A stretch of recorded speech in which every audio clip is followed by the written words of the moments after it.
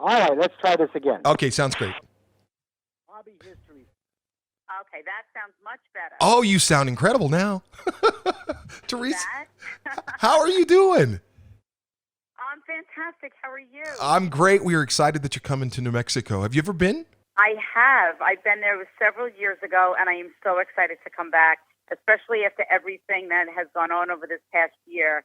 It's just really exciting. How was that for you? I mean, how was the pandemic and everything that you do? Because it doesn't seem like things just stop for you. Oh, no, not at all. You know, I say this, I was very lucky the way that I had to lock down. You know, I still live next door to my parents. So I had my parents, my children, my son came home from Manhattan and stayed with me once the lockdown happened. My daughter lives with me and at the time her fiance. So we kind of had our own circle. So we weren't so alone. So I was very, very lucky. What I also learned, like through the pandemic, I was able to start a podcast, and then I could read people over Zoom and be able to heal people not only within Long Island, but all over the country and even all over the world. So, and that's what I was wondering, because like the technology, the technology helps you as well. Oh yeah, I said Zoom was the new phone reading. But it seems like there's nothing like being face to face. No, there really isn't. And you know, I have to say, back in February when we started to do these intimate experiences that I'll be doing in New Mexico, you know, in the ballrooms, and it's just so intimate.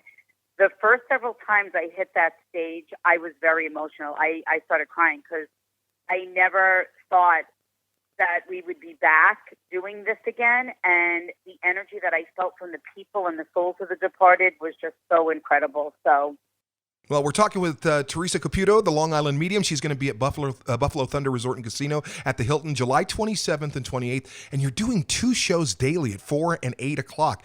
That's got to be exhausting.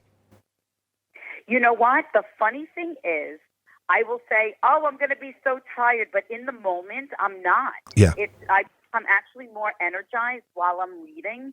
So it's very interesting. And it's so exciting. And you know, the shows are back to back. And it's just incredible. Spirit never ceases to amaze me on what they're able to communicate and deliver the gift of peace. And that's the thing that I think I saw an interview that you did, I think on a Chicago television station, that's what you're about. It's about healing.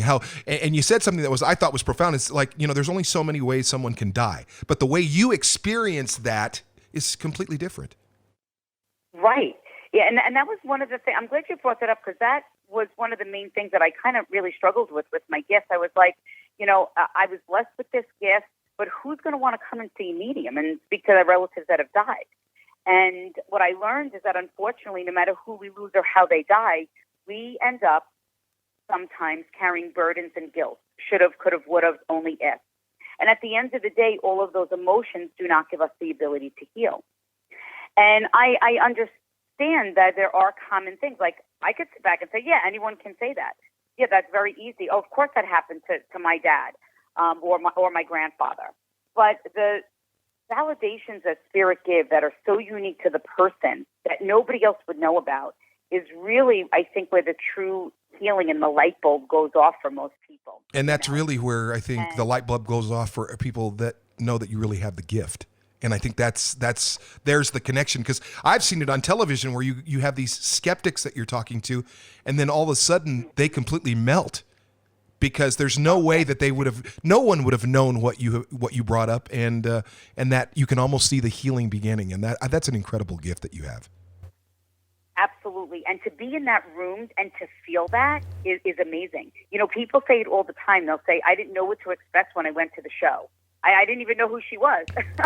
You know, I personally didn't get read, but what I witnessed was life-changing. Yeah. And you can watch the healing begin, and then realizing that other people needed to hear from their loved ones more than they did. And to me, that's such a profound and moving statement. I mean, to come to that place to realize that is, I mean, because you can feel the healing in the room.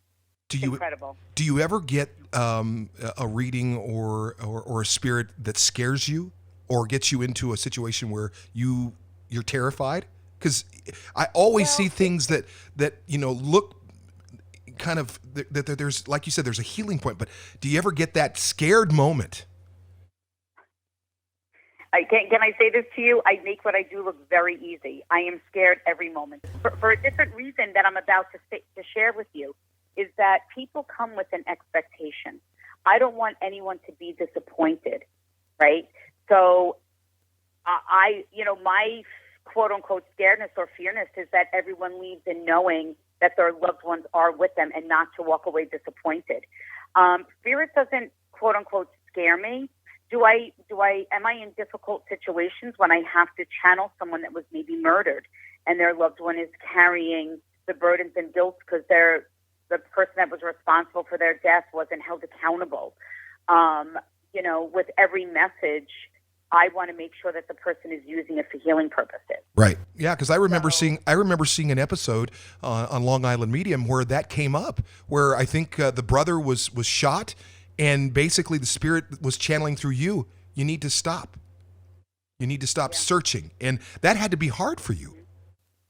1,000. Because who am I to say that to someone? Right. To stop searching or to leave it alone, let the authorities handle it, or sometimes they even show me you're digging in an area where you shouldn't be. Very, very difficult. And who in the world would ever think that? And we can, and I even try to explain to people, because sometimes a whole family will come.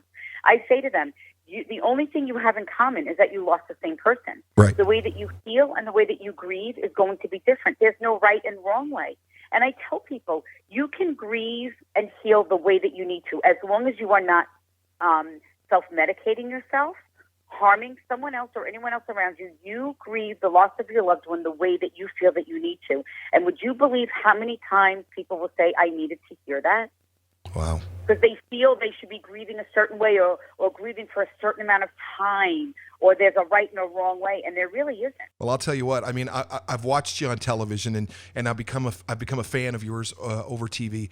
But just talking to you one on one, what a heart you have for people, and I'm so excited that you're coming to Buffalo Thunder Resort and Casino. I think we all at this time, especially after a pandemic, need to heal. There's so many families that have gone through so much, and I'm so glad that you're on the road and you're healing people across the country. It's Theresa Caputo, the Long Island Medium. She's going to be at Buffalo Thunder Resort and Casino July 27th and 28th, and she's doing 2 shows, 4 p.m., 8 p.m. She has great books out. You can't make this stuff up, and there's more to life than this. Theresa, thank you so much for spending time with us. We love you, and we cannot wait to see you here up in Santa Fe. Thank you so much. I really appreciate it. God bless.